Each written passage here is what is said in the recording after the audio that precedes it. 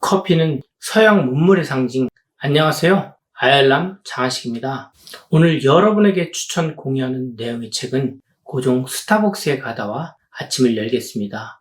1902년 러시아 웨벨공사의 처형인 손탁이 세운 손탁호텔은 서울에서의 호텔식 다방의 첫 번째가 되었다. 손탁의 혈통은 프랑스인이며 국적은 독일인이었다. 손탁이 처음 서울에 들어왔을 때 나이는 32살이었다. 그녀는 용모가 아름다운 데다 태도도 세련되었고 뛰어난 사교수를 가진 여성이었다. 음악과 그림에도 조예가 깊었으며 당시 서울 주재 외교관들 사이에서는 상당히 인기가 높아서 사교계의 여왕으로 군림했다. 손탁은 4개 국어에 능통했으며 당시 친러파에 속했던 이범진이나 러시아 공사 에펠 등과 함께 고종에게 직접 외교 및 국제 문제에 관해 의견을 개진할 정도로 고종이 두터운 신임을 받았다. 그녀는 1902년 중구 정동 29번지 지금의 창덕여중 정문 앞의 184평 대지에 구식 가옥을 헐고 손탁호텔을 지어 처음으로 외교관들과 조선 상류층에게 커피를 팔았다. 단국대 교수 김원모의 새로운 고증에 따르면 손탁호텔은 1896년에서 1898년 사이에 정동 16번지의 대지 418평에 세워졌으며 고종이 외국인 접대의 필요성을 느껴 서양식으로 지은 영빈관으로 당시 고종이 외교 자문역으로서 특별 대우를 받던 손탁에게 무상으로 하사된 건물이었다. 고종이 일본 세력을 견제하기 위해